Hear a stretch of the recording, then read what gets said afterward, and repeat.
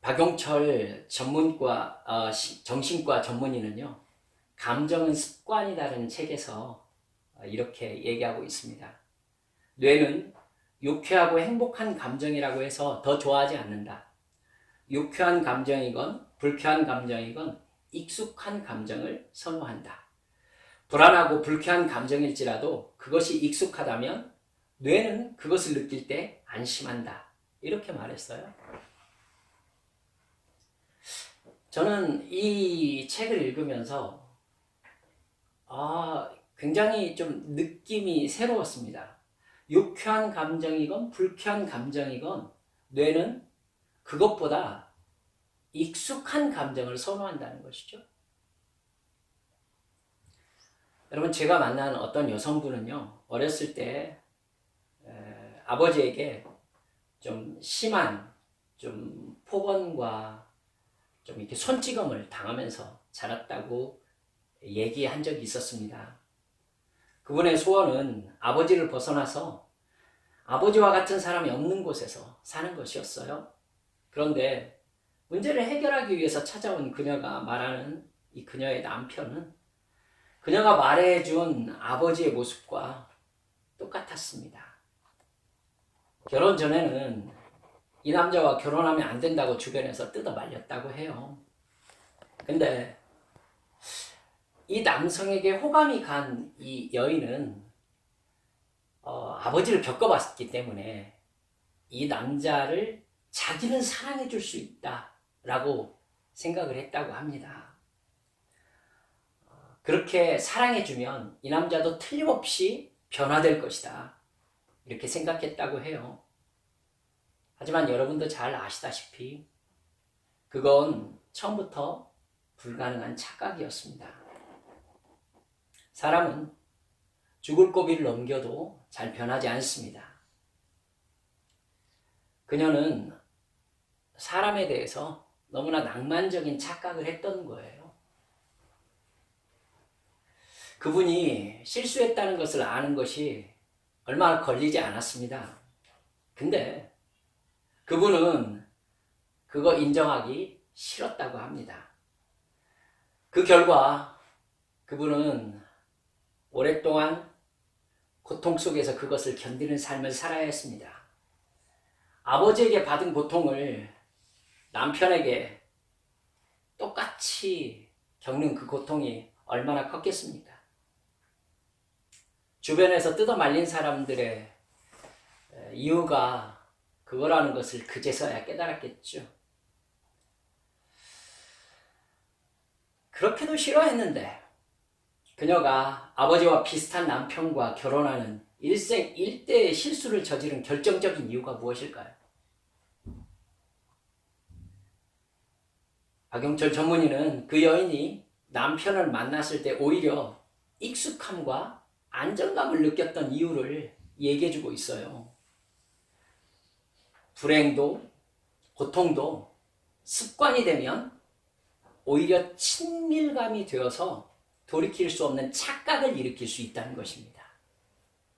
분명히 너무도 싫은데 이상하게도 익숙합니다. 이상하게도 친밀합니다. 여러분, 익숙함이라는 게 그렇게 무섭습니다.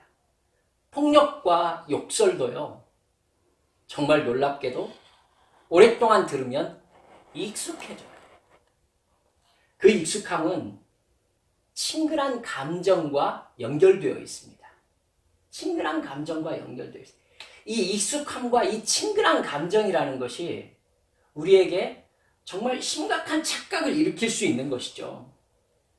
말씀드렸듯이 유쾌하든지 불쾌하든지 반복한 시간만큼 그 느낌과 감정은 익숙함이 되어서 내 뇌와 내 몸에 새겨지는 겁니다. 이건 이성적으로 걸러낼 수 있는 능력이 우리 안에 대단히 약화된 상태에서 그냥 받아들여지는 거예요. 나중에 돌아보면요, 그때 자기도 이해할 수 없는 생각을 했다는 것, 자기도 이해할 수 없는 선택을 했다는 것을 나중에 알게 됩니다. 남의 눈으로 자신을 봐야만 간신히 보이는 부분이죠. 근데 자기가 주도적인 어떤 사랑이라는 감정에 빠졌을 때에는 남의 눈으로 자기가 보이지 않습니다. 여러분, 나중에 그런 자신의 선택을 자기가 봐도 이해할 수 없으니까 그때 미쳤었다느니, 운명이었다느니, 눈에 뭐가 씌웠다느니, 뭐 이런 얘기를 하는 것입니다. 부디 저희 아이들도 중요한 선택의 순간에 그런 어처구니 없는 친밀함의 함정을 좀 인식하기를 바라는 마음이 저에게 있습니다. 여러분, 우리는 죄의 본성을 가지고 태어납니다. 그리고 끝까지 자기 욕심을 채우기 위해서 생각하고 말하고 행동합니다. 우리 교회에서 가장 어린 시우도요, 가만히 보면 엄마와 아빠가 자기를 위해 존재하기를 바라요. 엄마와 아빠를 지배하는 것에서 자기 만족을 누리려는 죄성이 본능적으로 발휘되는 것을 어렵지 않게 살펴볼 수 있습니다. 시우에게 이 세상에서 가장 강력하게 소유하고자 하는 욕망을 불러일으키는 대상이 엄마와 아빠입니다. 하영이와 수연이 역시 마찬가지죠. 자기의 만족이 상대방에게 침해받으면 싸웁니다. 그리고 아빠와 엄마나 주변 자기 편을 이용해서 자기 욕망을 충족시키려고 합니다. 내 만족을 방해하는 상대방을 제압하려고 합니다. 그리고 그럴 수 있는 방법을 끊임없이 연구합니다. 우리 마음들이 너무나 여리시고 착하신 우리 집사님들, 그런 아이들의 잘 돌아가는 그 머리씀에 이 엄마 아빠는 사랑으로 응해주잖아요. 사랑으로 대해줍니다. 근데 여러분도 어린 시절을 지나보았지만은 아이들은요, 엄마 아빠의 사랑이 자기 이익에 이용하기 가장 좋은 먹잇감이라는 것을 본성적으로 알고 있습니다. 엄마 아빠를 아이들이 진정으로 사랑하게 되는 것은요, 아이들이 자라서 세상 사는 것이 무엇인지를 깨닫고 경험한 이후의 일입니다. 지금은 엄마 아빠를 사랑하는 것이라기보다는 생존을 위해서 의지하고 있다고 봐야 합니다. 생존을 위해서 부모에게 의탁되어 있는 거예요. 여러분, 이 상태에서 엄마 아빠가 없어지면 어떻게 될까요? 아이들은요, 그럼 나는 어떡하나 라는 생각으로 두려워하는 것이지, 엄마 아빠를 잃었다라는 어떤 존재의 상실감? 그것 때문에 슬픈 게 아니에요. 나는 어떻게 사나, 이 문제가 막막하니까 우는 겁니다. 따라서 본질적으로는 자기 필요와 이익에 엄마를 이용할 뿐입니다. 제가 너무 냉정하게 이야기하는지 모르겠습니다만, 여러분, 대부분 이렇게 얘기하지 않고 아이들을 천사라고 말하지 않습니까? 하지만 여러분, 엄마 아빠는 다 알고 있습니다. 사랑하기 때문에 그렇지요. 사실 아이들이 아직 이 세상의 이익을 조정하고 있는 법과 원칙에 구애받지 않기 때문에 지금 이 정도인 거지. 만약 이 아이들의 개념으로 히틀러 같은 절대 권력을 쥔다면 어떻게 되겠습니까? 엄마 아빠는 살아남기 어려울 겁니다. 여러분, 그러니까 사실 얘기해서 아이들의 본성적인 모습을 그대로 본다면 인간이 본질적으로 얼마나 탐욕스러운 존재인지, 때로는 얼마나 악한 존재인지를 엄마 아빠는 잘 알고 계십니다.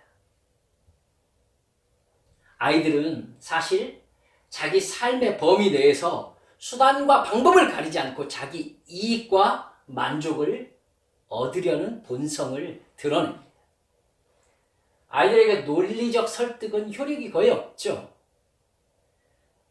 그 나이에 여러분, 아이들이 자기 욕망을 스스로 절제하는 경우가 있긴 있습니다. 언제죠?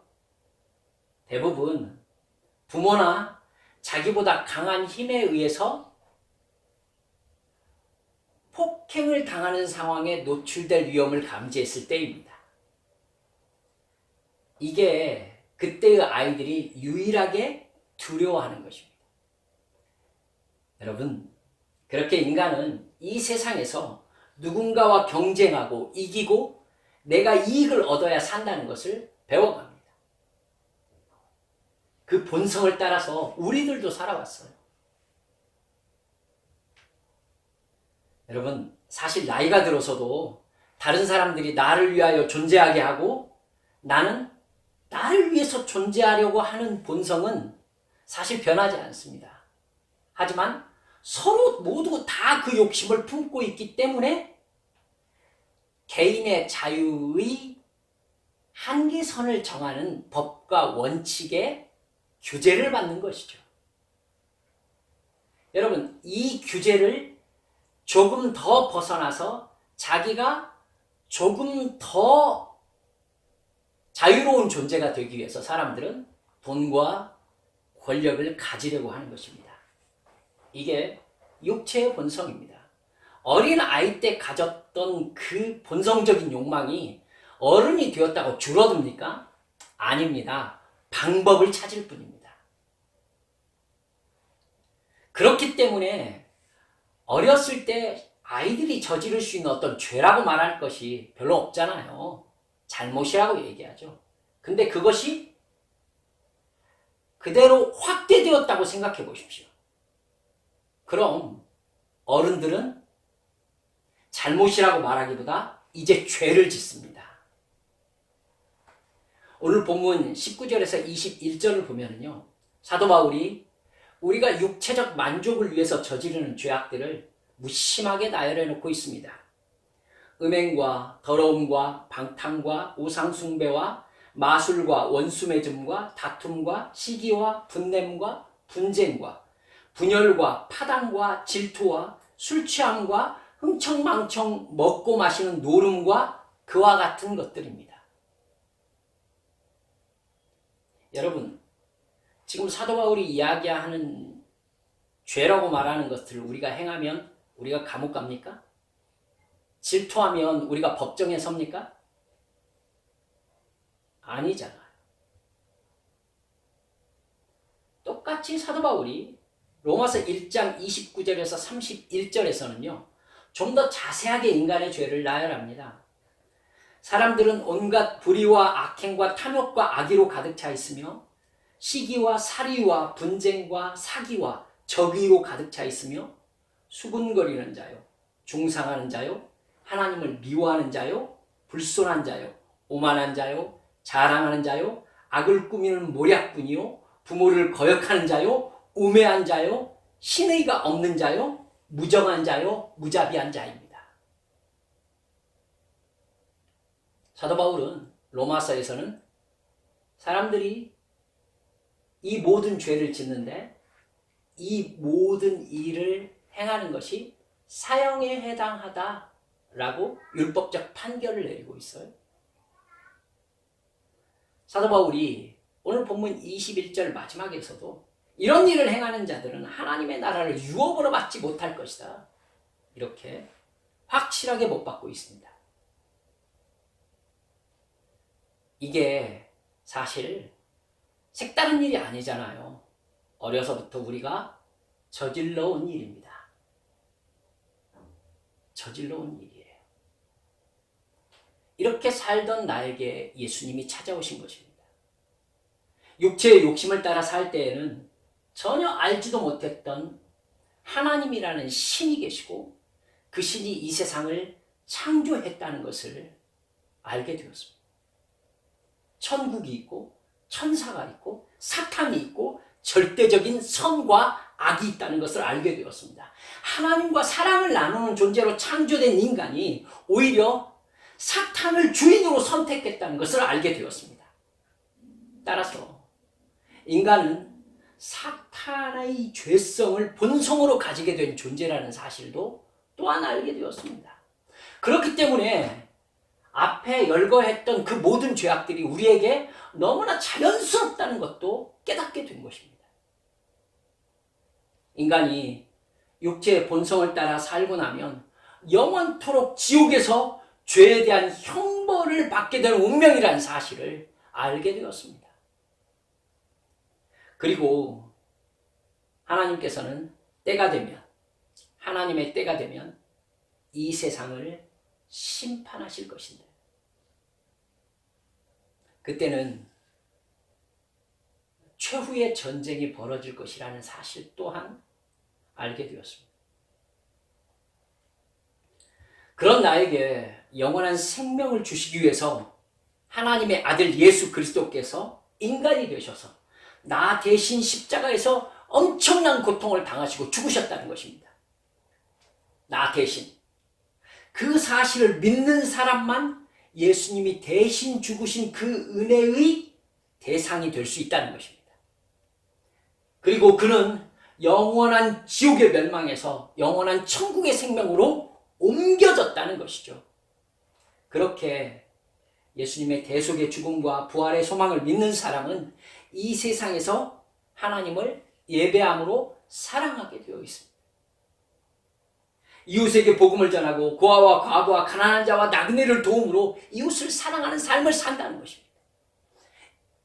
이런 모든 것이 사실이라고 한다면 세상 사람들은 모두 다 미쳤다고 할 것입니다.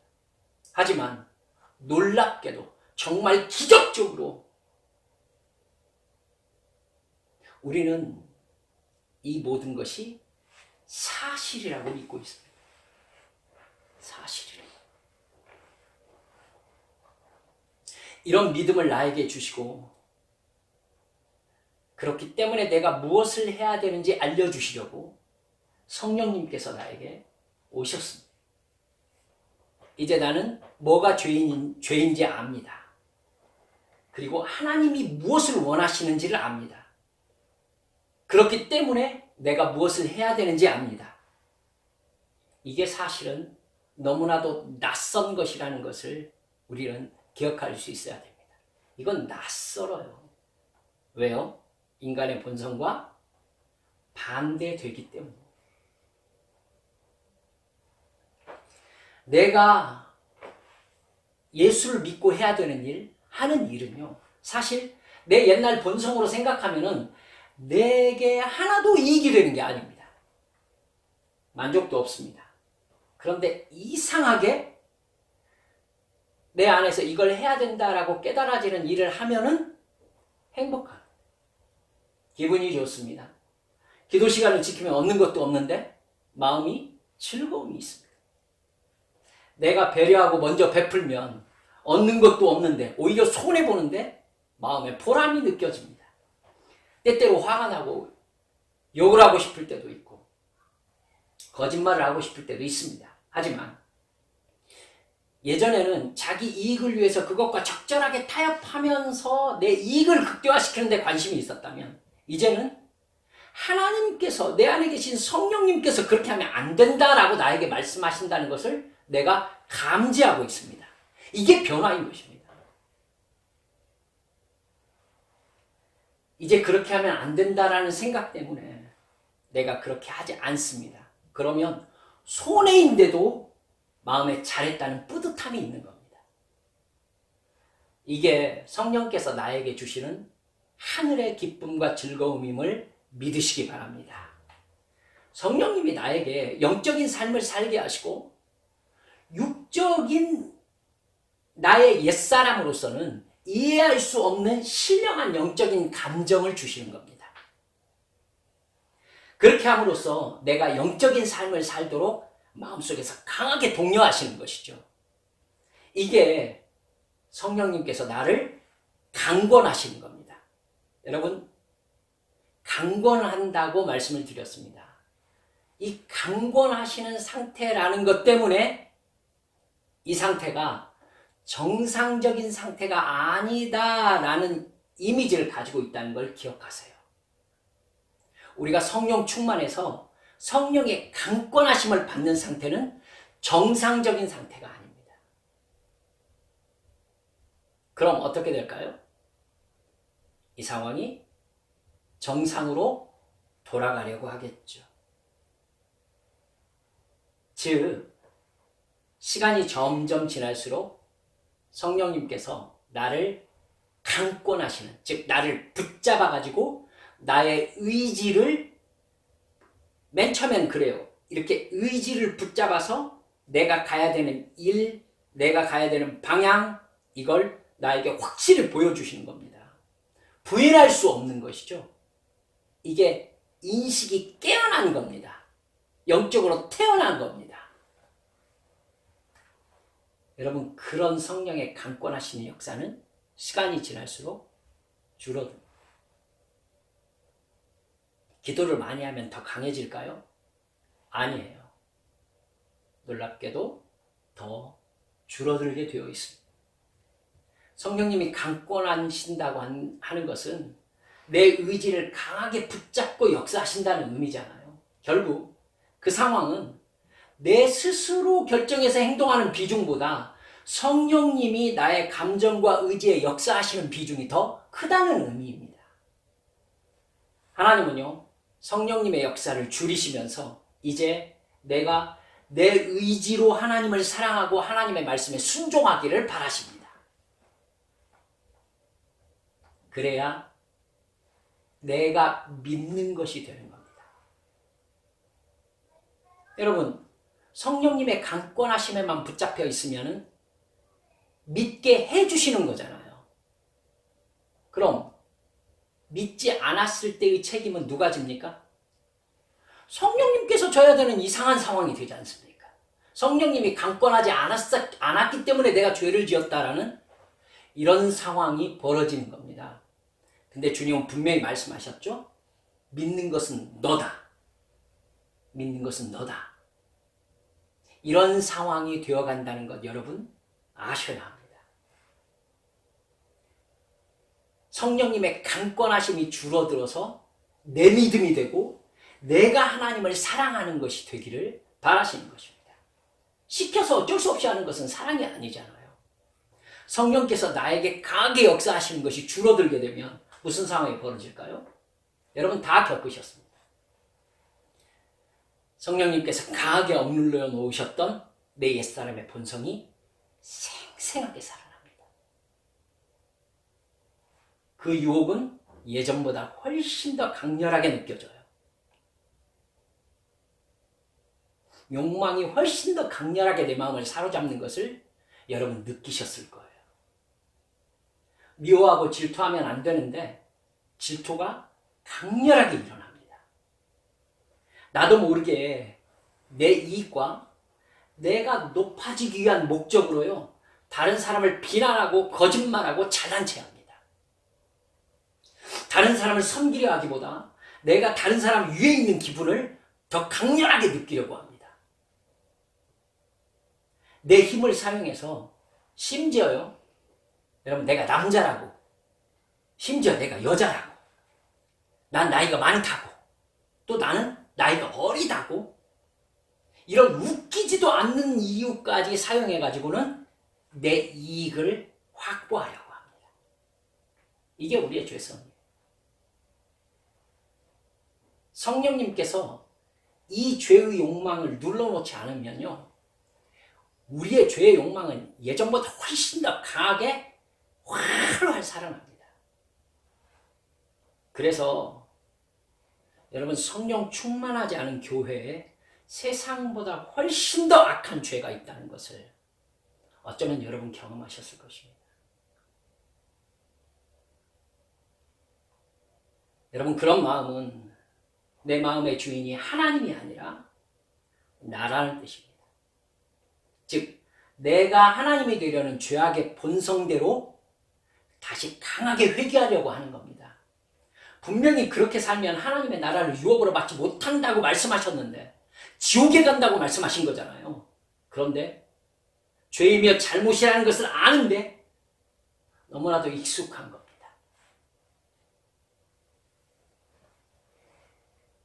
내 마음속에 사탄이 확보해 놓은 영역을 잃었으니까 사탄은 더 강력하게 나의 마음에 찾아오려고 하겠죠. 내 옛 죄성을 북돋을 것입니다. 그리고 너 이게 익숙하잖아. 나는 알고 있거든. 너 원래 이런 사람이었어. 너 성령 충만하고 예수 믿는다고 비정상이라는 거 너도 알고 있잖아. 언제까지나 그렇게 살 수 없다는 거 너도 알고 있잖아. 사탄이 이렇게 속삭이는 음성 여러분 들으셨습니다. 여러분 그때 느끼는 감정, 그 느낌 익숙합니다. 처음 말씀드렸듯이 인간의 뇌는 좋은 것, 나쁜 것 이게 아니라 익숙한 것에서 안정감을 느낀단 말입니다. 내 죄의 본성대로 살아가는 것에서 안정감을 느끼는 거예요. 지옥에 간다는데도 이렇게 살지 않는 사람이 어디가 있냐면서 하나님이 설마 이 모든 인간들을 다 지옥에 보내신다는 말이냐? 이러면서 죄 속에 있던 안정감을 찾아가지고 다시 옛사람, 겉사람으로 죄의 본성으로 복귀하는 겁니다. 여러분 우리 정확하게 합시다. 바로 그 지점에서 명심하세요. 바로 그 지점에서 내가 천국의 사람으로 영적인 기쁨 속에 살다가 영생을 누리는 천국에 갈 것이냐 아니면 구원에게서 멀어지는 삶을 살 것이냐 이게 결정되는 것이죠. 그때 내 안에 있는 성령님께서요 속사람에게 죄가 무엇인지 의가 무엇인지 심판이 무엇인지를 강하게 말씀하십니다. 강하게 말씀하세요. 그래서 깨달음이 줄어들지 않습니다. 이게 죄라는 걸 더 강하게 깨닫거든요. 순간 내가 이렇게 살면 안 되지 이러면서 내 행동을 딱 멈추죠. 그때 어떻게 해야 됩니까? 여러분 그때 성령님께서 나를 다시 강권하셔서 하나님의 뜻대로 행하게 만들어 주셨으면 좋겠는데 그렇게 하질 않으세요. 성령님이지. 성령님은 강권하심으로 내 행동을 억지로 바꾸지 않으십니다. 분명히 깨닫게 하시고 나에게 무엇을 선택하겠느냐라고 물으실 뿐이에요. 그때가 바로 사도 바울이 로마서 7장에서 고민하는 영적인 단계입니다. 로마서 7장 21절에서부터 보면 바로 이런 갈등에 놓인 사도 바울의 내면이 적나라하게 드러납니다. 들어보세요. 그러므로 내가 한 법을 깨달았노니 곧 선을 행하기 원하는 나에게 악이 함께 있는 것이로다. 내 속사람으로는 하나님의 법을 즐거워하되 내 지체 속에서 한 다른 법이 내 마음의 법과 싸워서 내 지체 속에 있는 죄의 법으로 나를 사로잡는 것을 보는도다. 오호라 나는 공고한 사람이로다. 이 사망의 몸에서 누가 나를 건져내랴. 사도 바울의 탄식이 정말 생생하게 느껴지지 않습니까? 분명히 뭘 해야 되는지 아는데 하기 싫습니다. 하지 않아야 되는 것을 아는데도 그거 하는 것이 너무 자연스럽습니다. 그러다 보면요, 예수 믿고 사는 삶이 너무 피곤한 거예요. 내 양쪽 팔을요, 한쪽에서는 육체의 본성을 따라 살라고 옛사람, 겉사람이 막 잡아당깁니다. 육체가 막 붙잡아 당기는 거예요. 또 한쪽 팔로는요, 성령께서 내 안에 만들어 놓으신 속사람이 하나님의 나라와 그 의를 위해서 살아야 된다고 이쪽 팔로 잡아당깁니다. 사실 이렇게 죄를 짓고 싶지 않죠. 죄에 대한 형벌이 있을 거라고 생각하면 두렵죠. 그런데 그러면 어떻게 살라는 말인가? 마음의 갈등이 너무 심합니다. 예전에는 순종하고 기도할 때 마음에 기쁨이 있었는데 이제는 딱히 막 내가 이해할 수 없는 기쁨도 막 느껴지지 않는 거예요. 이 상황이 오늘 본문 갈라디아서 5장 17절 말씀의 상황인 겁니다. 육체의 소욕은 성령을 거스리고 성령은 육체를 거스르나니 이 둘이 서로 대적함으로 너희가 원하는 것을 하지 못하게 하려 합니다.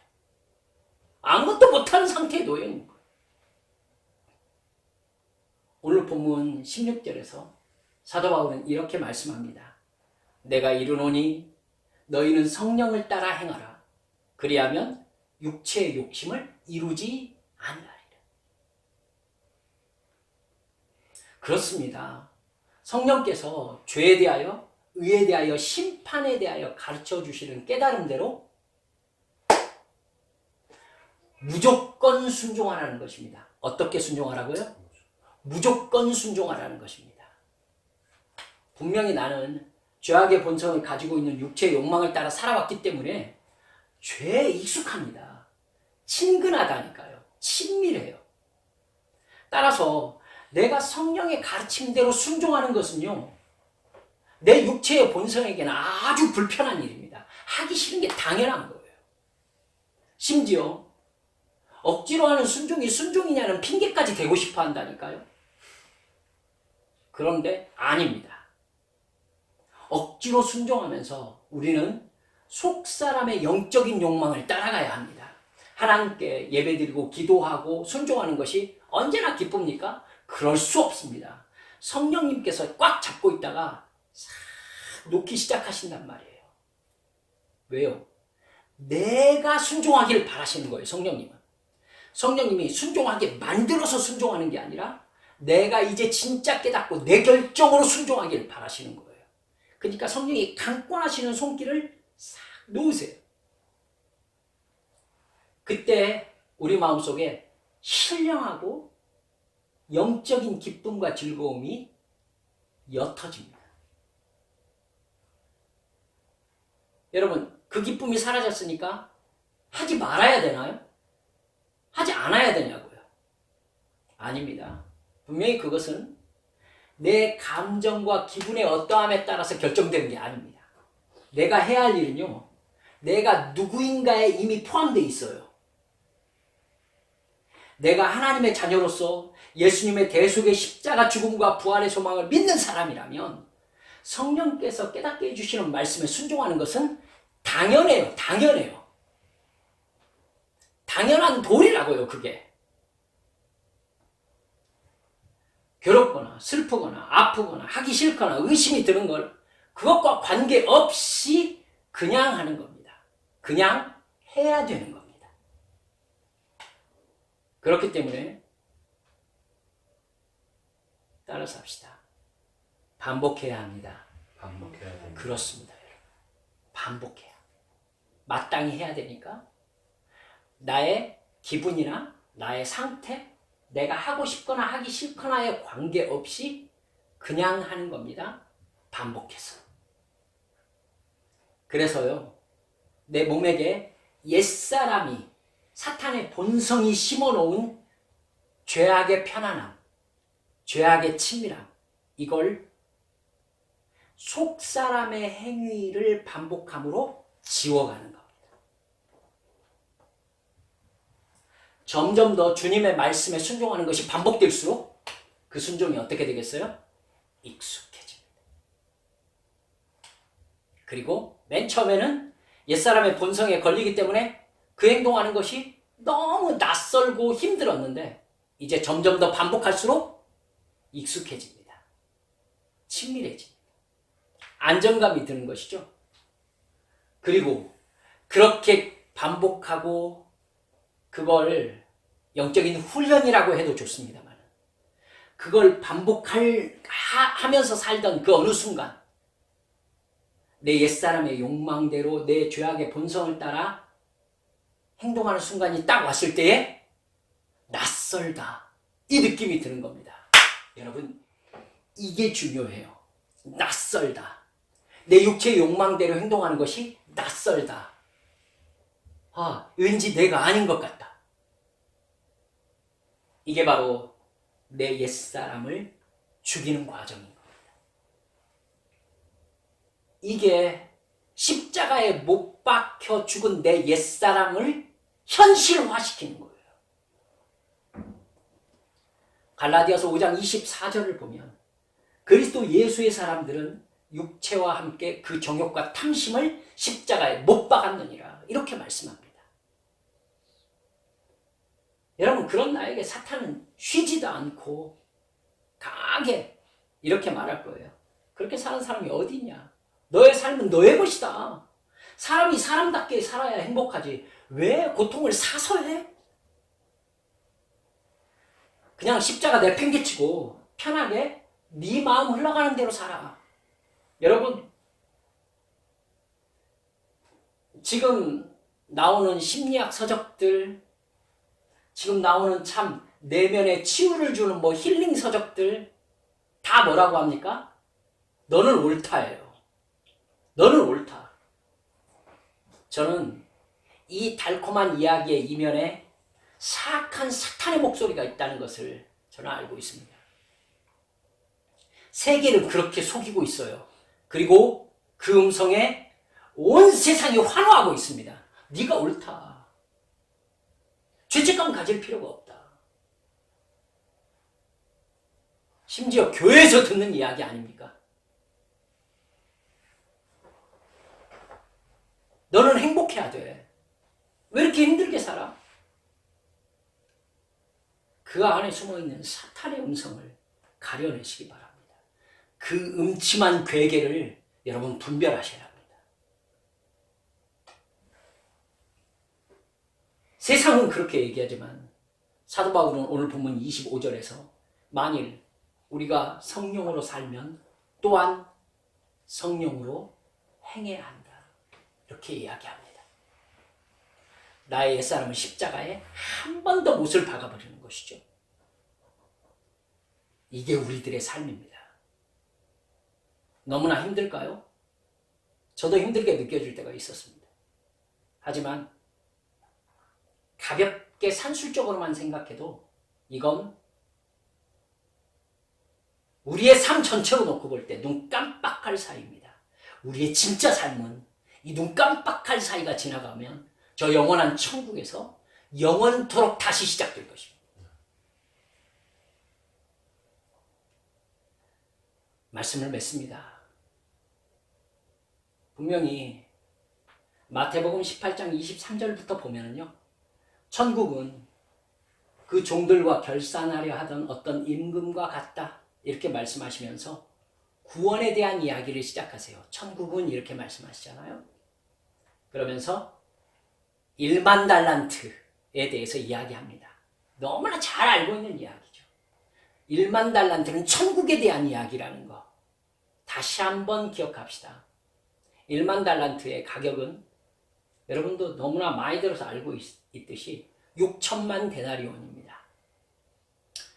6천만 데나리온. 한 데나리온이 하루 품삯입니다. 하루 5만 원으로 계산을 해봤더니 16만 년 정도 일하면 벌 수 있습니다.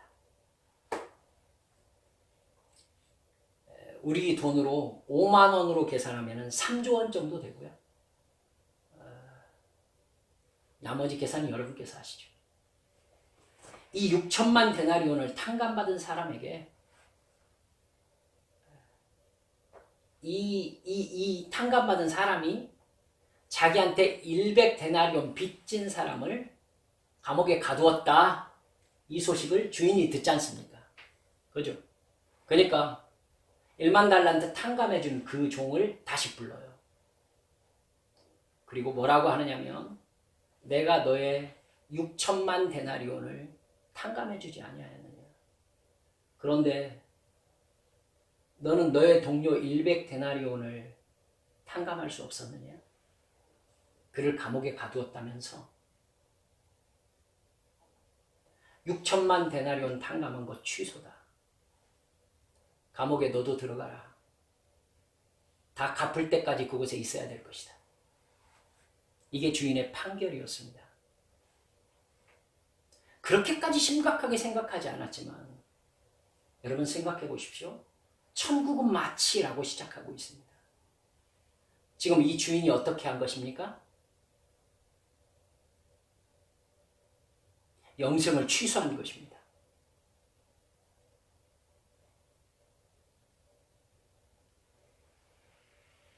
하나님이 주신 영생의 은혜, 십자가 대속의 죽음과 부활의 소망이 내 삶 전체에 영향을 끼쳐서 내 삶 전체를 드리는 믿음의 반응을 일으키지 않으면 그 은혜는 그 사람에게 은혜의 역할을 할 수가 없습니다. 은혜를 은혜로 느꼈던 사람이, 주인의 은혜를 은혜로 새겼던 사람이 100데나리온 빚진 사람 만나가지고는 갚으라고 하면서 감옥에다 집어넣었겠습니까? 하나님의 구속의 은혜, 1만 달란트의 은혜에 그 은혜의 무게로 대답하지 못한 사람에게 그 은혜는 효험이 없다는 것입니다. 예수님을 믿는다고 하는 삶을 제법 살아온 우리들, 속사람이 이끄는 대로 행동하는 것이 익숙합니까? 아니면 아직도 겉사람의 욕망, 육체의 욕망대로 행동하는 것이 익숙합니까? 그건 분명히 내가 구원받았는가, 구원을 알기만 하고 거절하며 살고 있는지를 결정하는 질문입니다. 구원을 알기만 하고 거절하며 사는 삶을, 여러분, 그 끝이 천국일 것이다.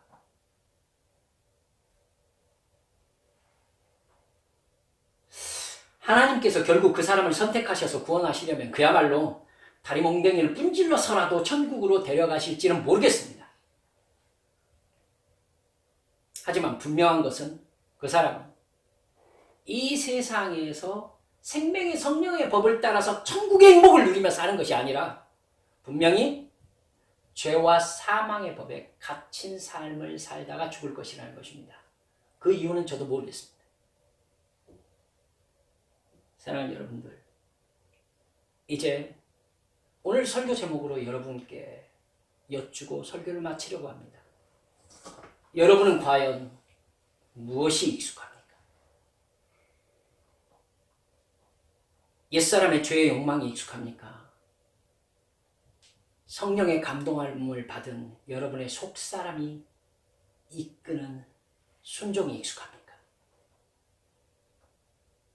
이 질문, 주님 앞에서 깊이 내 영생의 여부를 놓고 물어보실 수 있는 영적인 깨어남이 여러분에게 있으시기를 주님의 이름으로 축원합니다.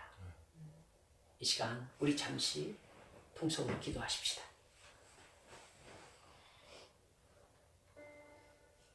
여러분, 어떻습니까? 주님은 우리에게 이 세상에서 행복하게 사는 법에 대해서 얘기하고 싶지 않으십니다.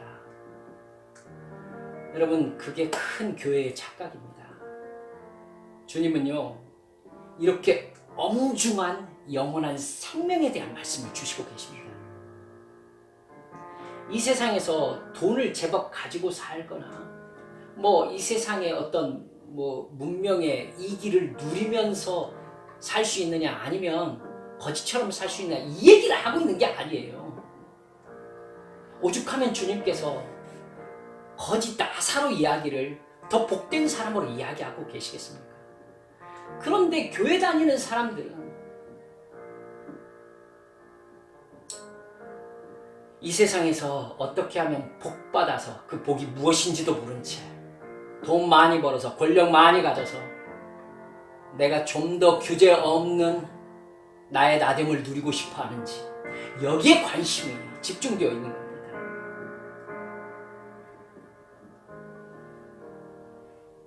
이렇게 소리 죽여서 함께 예배하면서 새삼 느껴봅니다.